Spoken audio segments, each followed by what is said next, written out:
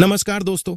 हमेशा की तरह आज फिर से हाजिर है एक नए वीडियो के साथ। हम उम्मीद करते हैं कि ये पोस्ट आपको पसंद आएगा और आप इसे अपने दोस्तों के साथ जरूर शेयर करेंगे। तो दोस्तों, चलते हैं वीडियो की ओर।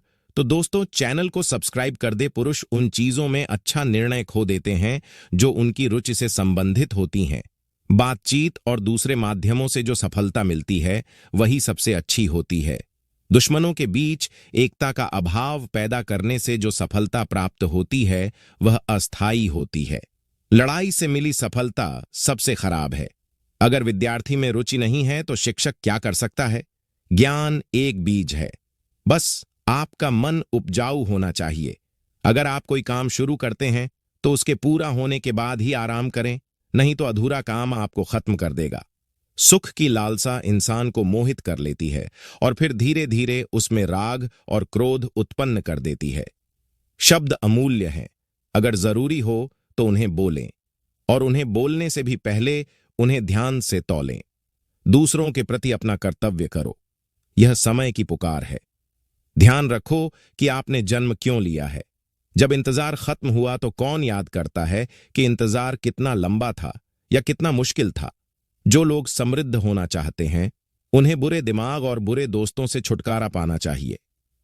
हिंसा से बुराई करना दुष्टों की शक्ति है और क्षमा करके आगे बढ़ जाना ये पुण्य की शक्ति है। मूर्ख वे हैं जो उसे सिखाने की कोशिश कर रहे हैं जिसे सिखाया नहीं जा सकता, और जो उनकी बात सुनता है अविश्वास के साथ।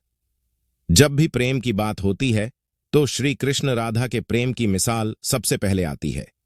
राधा श्री कृष्ण के प्रेम को जीवात्मा और परमात्मा का मिलन कहा जाता है। राधा श्री कृष्ण का बचपन का प्यार था। श्री कृष्ण जब 8 साल के थे तब दोनों ने प्रेम की अनुभूति की। राधा श्री कृष्ण के दैवीय गुणों से परिचित थीं। उन्होंने जिंदगी भर अपने मन में प्रेम की स्मृतियों को बनाए रखा। यही उनके रिश्ते की सबसे बड़ी खूबसूरती है। कहा जाता है कि श्री कृष्ण को केवल 2 ही चीजें सबसे ज्यादा प्रिय थीं। ये दोनों चीजें भी आपस में एक दूसरे से गहराई से जुड़ी हुई थीं, बांसुरी और राधा। कृष्ण की बांसुरी की धुन ही थी जिससे राधा श्री कृष्ण की तरफ खींची चली गईं। राधा की वजह से श्री कृष्ण बांसुरी को हमेशा अपने पास ही रखते थे। भले ही श्री कृष्ण और राधा का मिलन नहीं हो सका, लेकिन उनकी बांसुरी उन्हें हमेशा एक सूत्र में बांधे रही। रिकॉर्ड। श्री कृष्ण के जितने भी चित्रण मिलते हैं उनमें बांसुरी जरूर रहती है। बांसुरी श्री कृष्ण के राधा के प्रति प्रेम का प्रतीक है। वैसे तो राधा से जुड़े कई अलग अलग विवरण मौजूद हैं। भगवान श्री कृष्ण से राधा पहली बार तब अलग हुईं जब मामा कंस ने बलराम और कृष्ण को आमंत्रित किया। वृंदावन के लोग यह खबर सुनकर दुखी हो गए। मथुरा जाने से पहले श्री कृष्ण राधा से मिले थे। राधा कृष्ण के मन में चल रही हर गतिविधि को जानती थीं। राधा को अलविदा कह कृष्ण उनसे दूर चले गए। कृष्ण के वृंदावन छोड़ने के बाद से ही राधा का वर्णन बहुत कम हो गया। राधा और कृष्ण जब आखिरी बार मिले थे तो राधा ने कृष्ण से कहा था कि भले ही वो उनसे दूर जा रहे हैं, लेकिन मन से कृष्ण हमेशा उनके साथ ही रहेंगे। इसके बाद कृष्ण मथुरा गए और कंस और बाकी राक्षसों को मारने का अपना काम पूरा किया। इसके बाद प्रजा की रक्षा के लिए कृष्ण द्वारका चले गए और द्वारकाधीश के नाम से लोकप्रिय हुए। सारे कर्तव्यों से मुक्त होने के बाद राधा आखिरी बार अपने प्रियतम कृष्ण से मिलने गईं। जब वह द्वारका पहुंची तो उन्होंने कृष्ण के रुक्मिणी और सत्यभामा से विवाह के बारे में सुना, लेकिन वह दुखी नहीं हुई। जब कृष्ण ने राधा को देखा तो बहुत प्रसन्न हुए।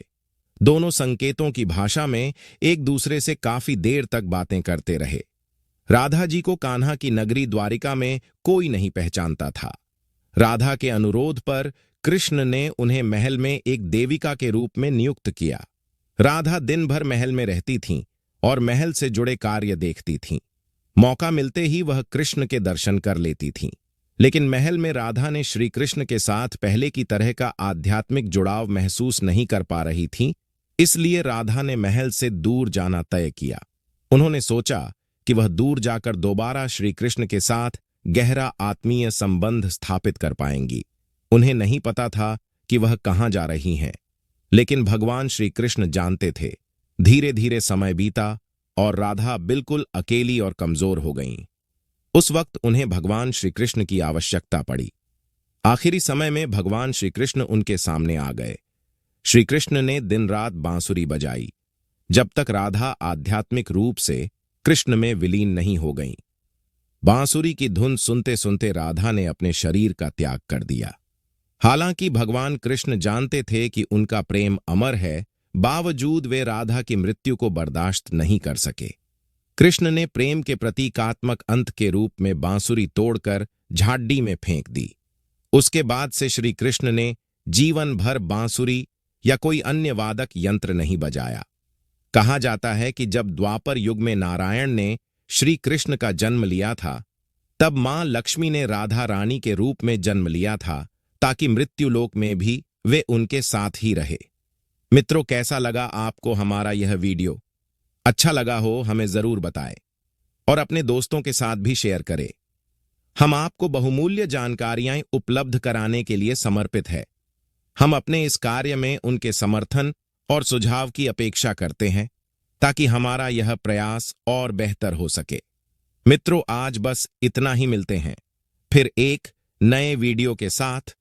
तब तक के लिए धन्यवाद। जय श्री कृष्ण।